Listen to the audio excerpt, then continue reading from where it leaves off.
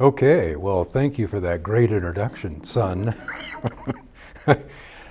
um, I'm going to try to get over a broad overview of what you might need to think about in terms of starting a venture. And what I mean by that is essentially something that you're thinking about doing to make money, right? You're actually thinking about selling stuff and all the ins and outs of doing that. And so I have a lot of stuff to try to crowd into a little bit of time, but along the way I'm going to point you to some resources to help perhaps answer additional questions that you surely will have after I'm done talking. So I'm going to ask a number of questions as we go along through this presentation using what's called Poll Everywhere. So for you to play along, you have to use your phone and dial in on this QR code, and then it will come up on your phone with the ability to actually answer the questions. Yes, even you can play. That way I'll have at least 4 responses, right? Everybody get that to come up? Okay, so the first question is, have you been involved in farming or ranching for less than 10 years, or are you ready to begin? Yes, no, or you're not sure.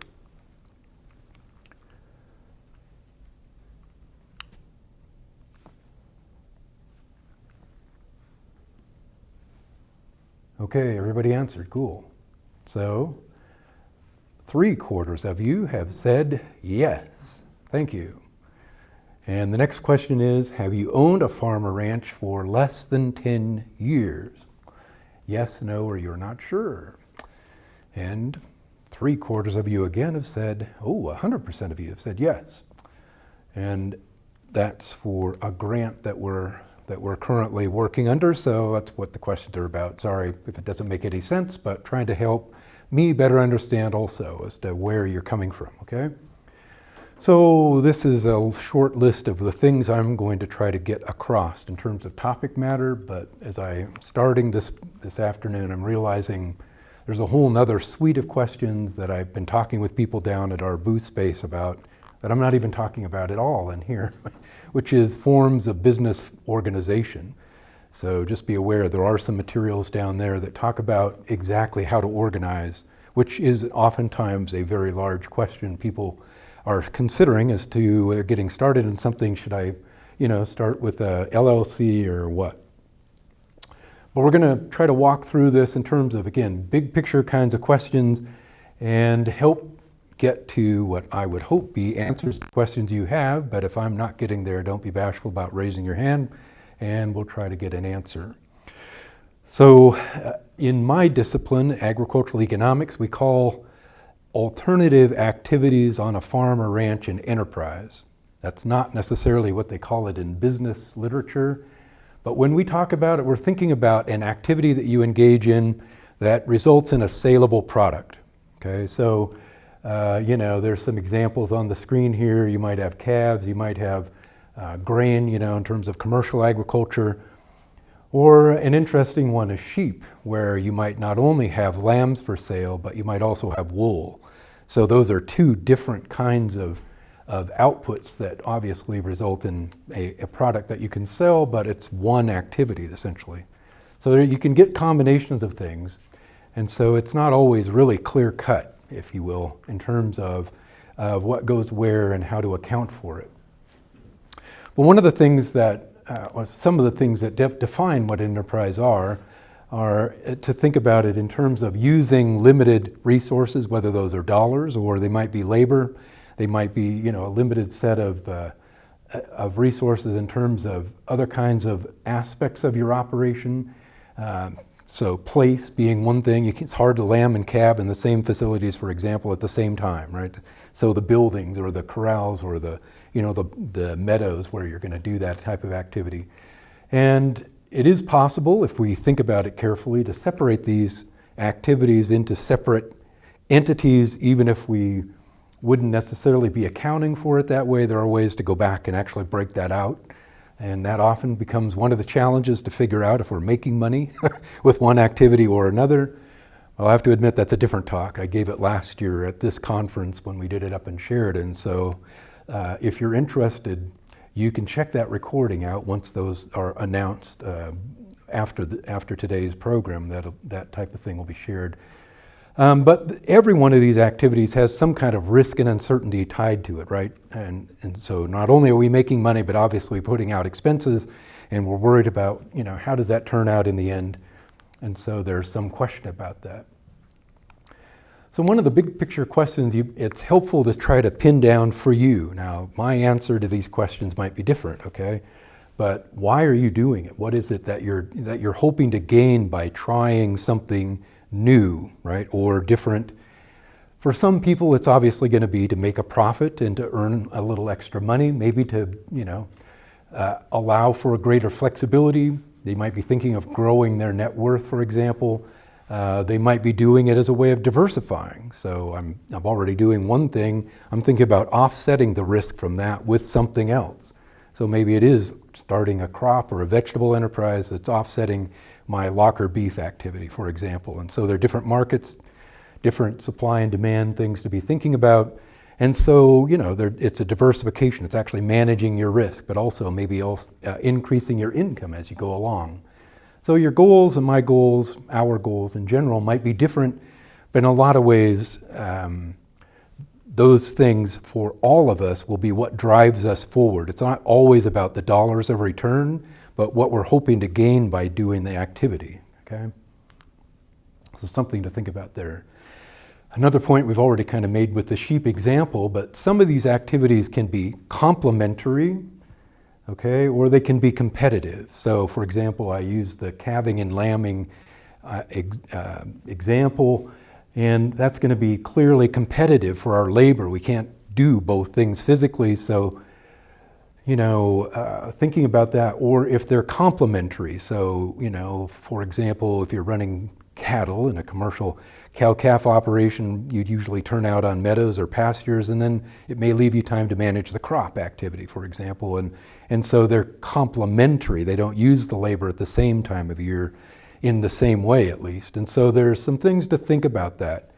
Adding carrots and watermelons to the mix, well, they're going to be at different times of the year that they harvest, but there may be still weeding activities or watering activities that might increase either the labor or some other aspect of management. So just something to point out that a person, just because they have a new idea and they think they can sell it, doesn't necessarily answer all the questions a person needs to be thinking about as to whether it's it's going to work for you, work for your resource base. And so in general, what we're talking about is alternative enterprises. Again, in my vernacular, it could be also alternative ventures if you want. But what are we really talking about? So in some cases, with a commercial ag activity, we're usually thinking about something in Wyoming as a crop or livestock activity. It could also be a market venture or selling something direct to consumers. But we're often thinking about things that are add-on to traditional commodity farming or ranching. So it may be different species. It may be, really out there in terms of elk or deer, for example. We can grow them here, but you can't own them. So you might have to allow hunting, for example, in Wyoming. Colorado laws are different. You could actually own them privately. So there's regulation in terms of how certain ones of these species or even which crops you might grow, because there's some crops not listed there that might not be legal to grow in Wyoming either, but you can grow in Colorado. So these are just kind of some broad ideas that might be added on to a traditional ag enterprise mix. But we can go further, right? There's what is often referred to as agritourism or recreation enterprises. It could be just as simple as a small cabin or two, and you're just renting those out. And as I understand it, that's kind of a booming deal, especially with the online ability to get folks to sign on. Can be camping. I've heard of people in the state have set those up, and they've been pretty successful. And on. There's a lot of great ideas out there, but whether it works for you, and again, your goals obviously is going to hinge on where you're at and what you're hoping to accomplish. So not just necessarily different activities, but how you go about it. So different production systems, if you will, how you do it. So organic obviously would be right up there as another way of producing crops that have a different kind of market. They may have a different set of costs and returns than a traditional, even if it's vegetables, a traditional way of doing it because of the regulation and restrictions about what you can use to manage that kind of a crop. But when we start thinking about it, grass-fed is another example that is, could be just a calf, but because it's been grass-fed or other kinds of attributes that we can assign to it by our process of growing them out, we might be able to get, some additional dollars. That's the point. It's a different way of doing it because we're hitting a different market. Make sense, everybody? Yeah. And then another point is a different market. So we might take the same thing, like a calf we would take to the sale yard and try to do direct to consumer sales. We might do something that's a farmer market activity, or we might even put on additional processing. So in this picture example, we can see someone selling a processed product that under the Wyoming food rule may or may not be allowed, depending on what you're planning on doing, restrictions on what you have to label it with, but it's a different market than selling the raw product directly. So, some things to think about there in terms of, again, what your goals are and how you might go about accomplishing that given the restrictions that we face. And then there might be some things that we would think about doing that's not even farm related, but it actually may take a property, for example, where we can, people can get out and be in an open air environment, whether storage units is an example of a commercial thing and people make money off of that, but it kind of gets not out in the open air environment anymore once you build a structure. But, in certain areas that might be the right thing to do as opposed to, an entertainment venue. There's a lot of places around that have created those. I've visited some of them and are very interesting to, they usually have some story tied to that particular place on the face of the earth. But they have been very successful, and there's some different ways to think about, again, going back to those goals. How do you really want to, what kinds of things might satisfy your goal, and which ones represent perhaps the risk structure and the cost and return structure that goes along with what you're comfortable in handling or sticking with. So another one of these polling questions, I'm curious, what kinds of enterprises maybe have you considered up to this point? And I think I've listed all the different ones I went through, but alternative livestock activities, agritourism, alternative production systems as opposed to, say, marketing strategies or alternative markets, non-farm kinds of things. We have more than one down there, and other, I guess, if there's something we didn't touch on yet. And you can vote more than once, so that's another interesting aspect of this particular question. Looks like everybody is just about done. Thank you. So we have a third of you, roughly a third of the vote, saying alternative livestock, and some are saying more than one. Anybody want to share any insights on things that they've tried or been thinking about? You don't mind other people hearing about it? We have alpaca, but alpacas? It's more of a Is that for fiber or for the animals? fiber. Okay. At this point, we're looking to do some breeding maybe, and some. We haven't really delved into the meat part of it. So Okay. at this point, we're looking at when I retire and have more time doing Something. theater and Yeah. things like that. Yep. Cool. I can share. I don't have to, but I'll share that my family and I have experimented with some things out in the Laramie Valley, and it has been. I guess if I'm honest about it, more about the chore aspect, and with 7 kids, you guys have to learn about how this works, as opposed to necessarily being the economic dimension. And I don't know, my observation, it seems to have worked pretty well.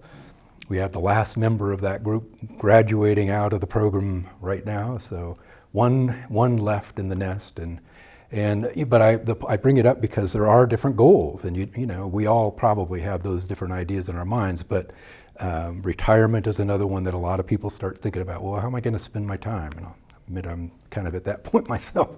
So it's, but again, it's not like everybody's kind of coming from the same place, and necessarily the same thing is going to fit everybody equally. So good, thank you for sharing on that. Well, another set of things that we should be thinking about is how well is it going to work? So there are some ways to go about considering how well it's going to work, as opposed to, just pick, my handing you a recipe card and say, well, just follow this because it's guaranteed. No, I haven't run across that just yet myself, let alone talking to people who have the recipe card. So I'm going to walk through some of these different kinds of things to help us all kind of think about how would we go about determining whether or not it's a good fit for us before we actually do it on the ground and find out that, oh boy, that was a mistake. Because we can do that pretty easily, and it can be very costly, right? So a SWOT analysis is one place to start thinking about the ins and outs, pluses and minuses of how we think it might fit our resource base, our ability, financial capacity to support, an activity, our time, maybe even our willingness to take on debt. So SWOT stands for strengths, weaknesses, opportunities, and threats. It's used all across lots of different kinds of business literature. But in generally, it's a way of thinking through, as it's labeled on the left there, internal kinds of things that we might think about, pluses and minuses for ourselves, as well as external things. So I haven't said it yet, but let me offer that I'm talking from a lot of material from an online course that I'm going to share with you the access to when we get done. And there are a lot of slides that go with this, one that talks about every quadrant and some of the details. So I'm summarizing, and again, in the short amount of time, I couldn't have got across all those materials anyway. But if we think about strengths and weaknesses internally, the pluses and minuses, pros and cons, we might even think about cost and benefits, right, in terms of what we want to accomplish.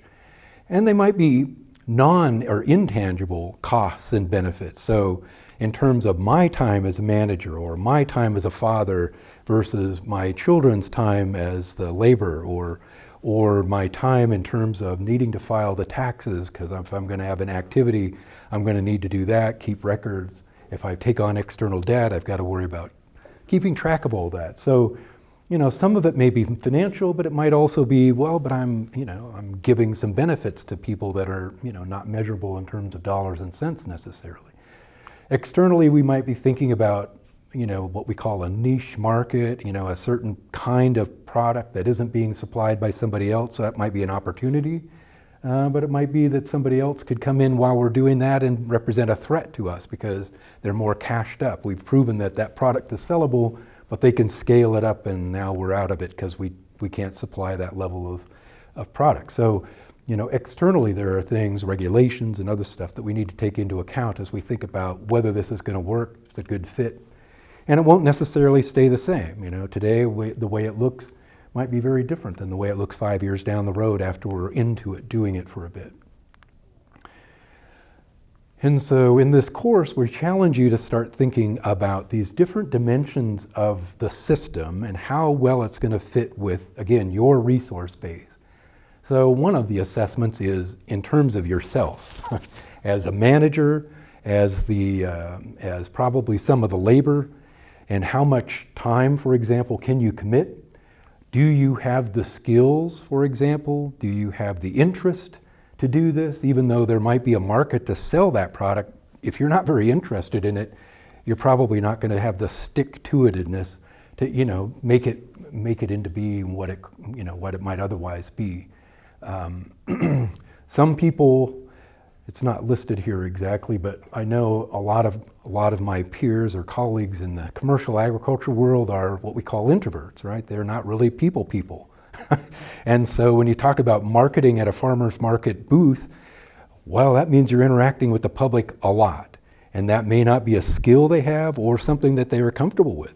That's okay. At this stage of the thing, it's appropriate to recognize that's where you're at, as opposed to say, well, I'm just going to power through it, because, you can, but you may not like it.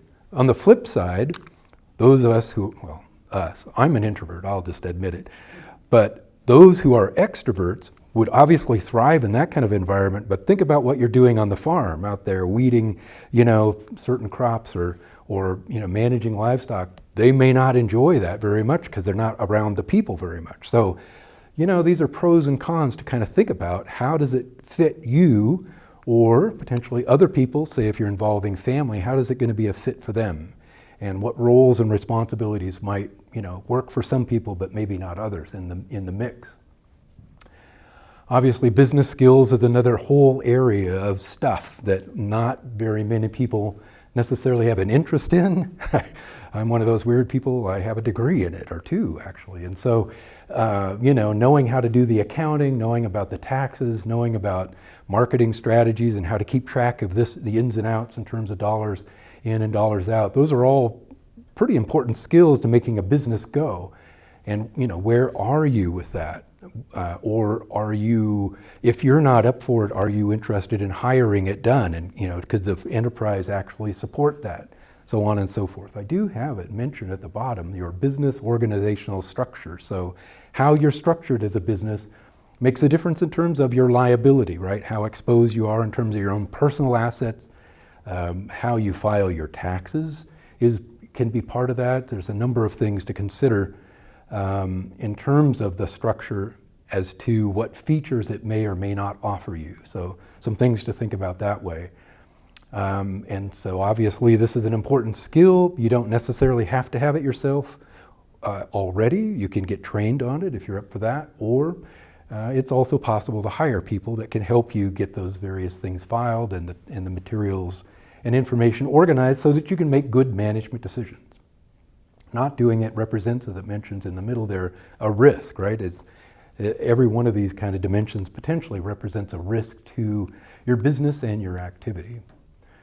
How experienced are you in managing the production of this activity? So if it's alpacas, I don't know much about it other than I know you can sell fiber and or the meat and or the animals can be a little cantankerous to work with at times, depending on how much you're working with them all the time. But so think about what's that going to require. Like my example with calving or lambing. When does that happen? And do you have the time? I know I grew up raising sheep and being in high school and having lambs, and my dad was busy at his job and how to check those lambs, on the ewes overnight and whether you've got problems. It becomes a challenge. And so whether it's, physically being out there and checking, it's a matter of the right equipment, if you've got the right buildings or skills and so on. There's a lot of things you can get trained up on, but it all comes at a cost, right? So whether it's a matter of investing your time doing that, managing the business, learning about diseases or pests and things you have to manage as a potential threat to the production of the activity. A lot of things to think about in terms of production, including whether you have the basic resources needed. For example, water, having access to the right amount of water to make it possible. So just challenging you to think about, you've got this idea, could you make it work with the resource base you have, or would you need to get some external resources to help make that happen? And then there's this whole other level of, you made it, you produced it, but they didn't show up. Or maybe they will come if you market it correctly. And so the marketing strategy and what you have in mind to actually bring the product to market in the right form, the form that people want to consume it in. Who are your customers? How have you thought about identifying their attributes?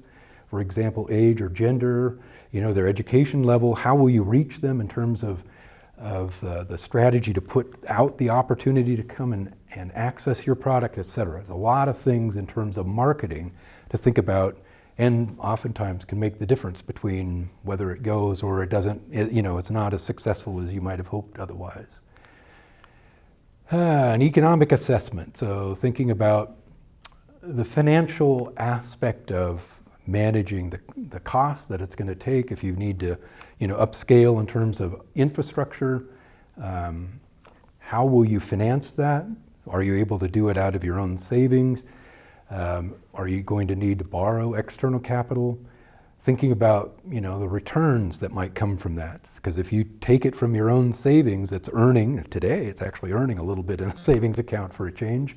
But you should be paying yourself back what it is that you're giving up at the bank when you take it and invest it, especially if it's out of a retirement account. Because a lot of folks will get to a stage where they want to start an enterprise like this, getting towards retirement, and they take it from their retirement account, but if they don't plan to pay interest on that as if they'd borrowed it, well, then you're losing that money. So that's a dimension to think about. Cash flowing it, obviously, through the year. It may have a certain cycle, right, depending on what you're thinking about. And so can you handle that given what you've got to work with? Thinking about how to manage it, I guess, would be this last segment, financial analysis. Thinking about budgeting, thinking about,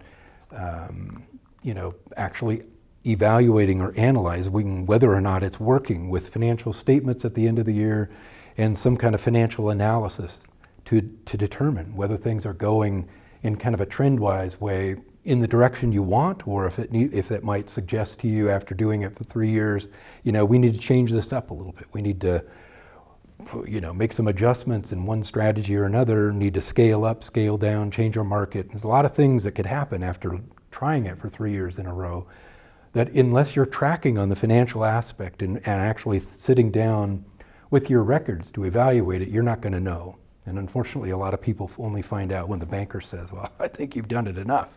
And at that point, you may not have as many options available, or they may not even be good options, right? And then there's this whole host of additional stuff, which I just summarized in one page, but there's a lot in the course that covers each one of these segments.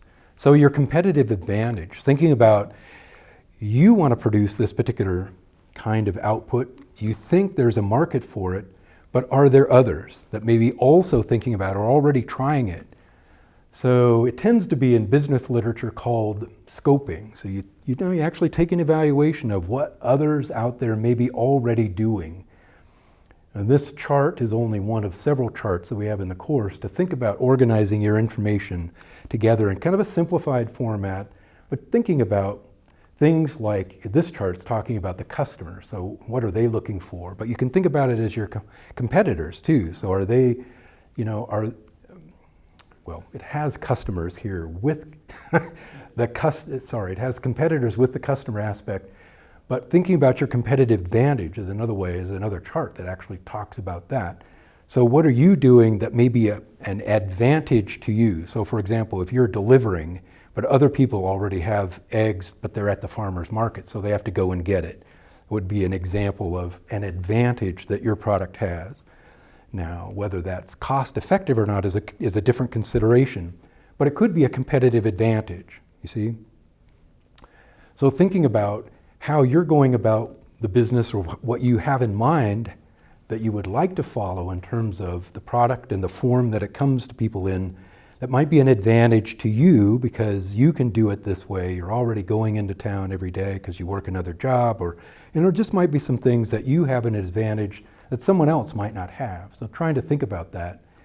And then the point of competitive analysis is to start thinking about how does that compare with the rest of the folks that may be trying to sell the product you have available. So that might be price. You might be able to offer it at a lower price, or it might be like a quantity thing that you're able to offer at a reduced price because of a certain level of purchase. You might be able to follow a promotion strategy that offers an advantage, whether it's a discount or it might be, they get 2 for 1, or some other way that you've got in mind that could give you an advantage over others. Again, distribution strategies, there might be some way of labeling it. If you're organic, for example, and people that you're selling to really value that product attribute, that could be a competitive advantage, obviously. And then thinking about the marketing plan. And so how do you plan to bring it to market? And who will you specifically be targeting as your customer? How will they learn about it? There's a whole host of things that go into this. I didn't think I could get across all the topic matter in just a short time, so I've just labeled it marketing plan, but understand there's a lot of dimensions. And then the last one is probably the biggest one of all, which is the business plan. And that may not matter near as much for you if you're if you're planning to finance it on your own, but if you're planning to seek outside financing, it's almost required that you're going to have at least some rudimentary financial budgets together. But a business plan encompasses not only your marketing strategy, thinking about, a thorough one would also include scoping, thinking about your competitors, a bit of this competitive analysis, pricing points that other people are using, promotion strategies they're using, and then your own budgets as part of that. And a really, really good business plan will also include an exit strategy at the end. So when would you say, well, we've done this long enough, it doesn't seem to be working, we're going to get out?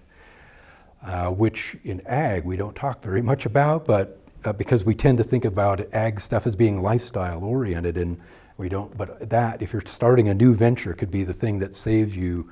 Because if you think about it ahead of time, what would be the indicator? What would be the thing, or several things that you might say up front? Wow, if we went that far, that would be too far. And I think there's a lot of value to be thinking about that particular dimension as you start planning this out. You can make a lot of mistakes on paper, and it doesn't cost you a dime, except your time maybe. But when you start making them in real life and you reduce your chances to try it over again, that's a painful lesson to learn. Okay, so I got another polling question here. It says, what kind of assessments would be most useful to you, do you think, after talking through them? This personal assessment, business assessment, production assessment, I guess market assessment, economic assessment, or more than one, or other, if I didn't mention something you think also might be important to consider.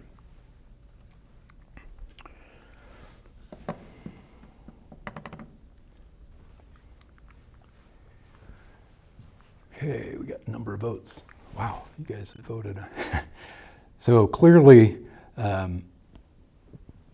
production assessment didn't get any votes, which might suggest that we all think we know how to do it, but maybe the what to do and the way to go about doing it the most effectively might be the bigger question. So thinking about our own skills, our business skills, markets, and economic kind of financial assessment of things looking forward might be some things that you all would be interested in. So let me offer that the online course actually digs into this in a fairly concerted way. It actually has a set of questions you can answer, and it actually gives you a score to help you think about these things in kind of a broad context, and maybe where to focus your attention most might be one of the outcomes of thinking that through, right? You probably already have a good idea, but it's helpful sometimes to get that outside perspective. So another dimension, because of my own work the last couple of decades on risk and risk management, is an area we often don't really have a way of getting a handle on. We talk about financial stuff, and we talk about production, and threats that come to us from outside, but it's hard to kind of think about all of that. So I'm just going to briefly walk through a couple of points about risk management. So when we talk about risk here, we're talking about the probability of something that might happen that will affect us in some way that's important to us. Sorry, my clicker jumped ahead. So thinking about our exposure, if you will, to something that impacts either profits or our ability to go forward, our equity position, our net worth, or even how we're feeling about how we're able to keep up with this. You might say, what do I mean by that? Well, if you're in a downward spiral of trending prices and they just keep going down season by season or even through one season, and you've got this commitment that you're producing this thing, that can have a lot to do with how good we're feeling, let alone whether we think we're doing the right thing. So there's a lot of ways that this risk can have an impact on us. And the funny thing about it is we don't all look at risk the same way. Some of us are more risk-taking or risk-preferring. Other of us would like to stay away from risk. And then there are those that just really don't take risk much into account, but they're thinking about it maybe more in terms of the dollars and cents net income aspect of it. So it depends on how we look at risk as to whether or not it's something that's going to bother us much. When we talk about it, we're talking about, or when I'm talking about it, you may think of it differently. We're thinking of these 5 broad areas that really are supposed to encompass all the different kinds of risks that we face. So production risk is the one I think we often realize as being the thing. Like if we don't have the product, or the product that we produce isn't of very high quality because of, conditions, that's clearly a big impact on our ability to sell. Marketing risk and or price risk is another way of thinking about it, is another one that really has a big impact on us. We don't have a lot of control over it a lot of times, but it matters a lot in terms of what we're able to take home. It could also be prices of inputs. So for example, fertilizer prices in the past many years have been on an increase, and so that's a big deal. If you need to use fertilizers to make your crop grow, clearly that input cost or fuel cost has a big impact. Financial risks, we talked about a little bit already, but how you're performing in terms of cash flow as well as profitability over the year is what we mean by that. And especially if we borrow outside capital, the ability to serve that capital, to pay the interest that's due, the principal that's due, and not have it impact the rest of our business is important. Institutional risk, generally speaking, is about the regulations we face, and or legal risk is another way of calling a label to put on it. But those things that are often external to us, but we have to manage. And so making sure we're organized correctly, or that we have good counsel about how we're going to file certain records and so on is important. Human resource risk is about us and or the people that are involved. So it could be family members, it could be hired labor, and how able are they in terms of skill, in terms of hours to commit to and make the process happen that it's going to take to make the product come to market. A lot of things to think about there. This slide is essentially just to point out that zero risk isn't necessarily the goal. So zero risk, because that would necessarily imply pretty much zero profitability. It's when we take on risk that we have some profit associated with our activity. So don't get the idea that I'm managing for zero risk, which a lot of people have in mind, because that means anybody could do it. And well, you might make a little, but like putting money in a savings account. Yeah, you can get a little money, but if you want to have a higher level of return, you're probably going to need to take on other risk. Okay, and so managing risk, there are different strategies. There are things you can do to manage risk.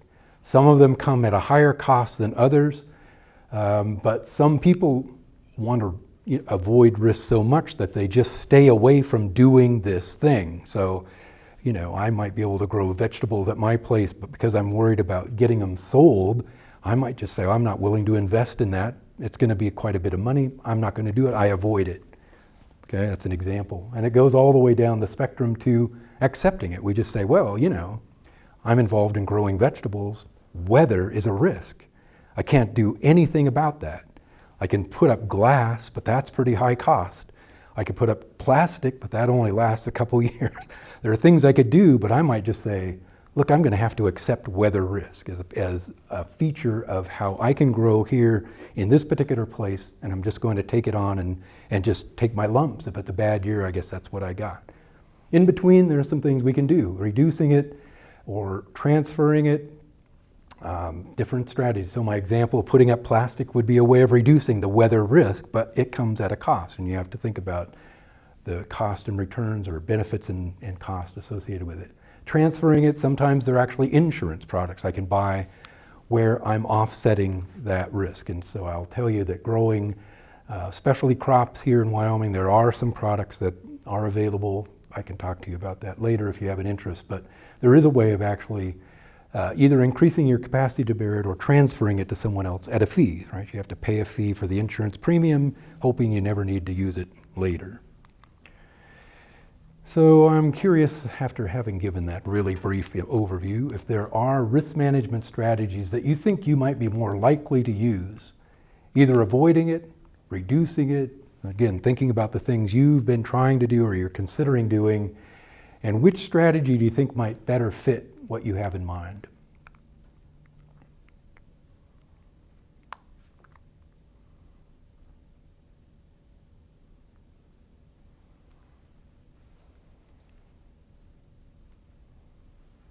Cool.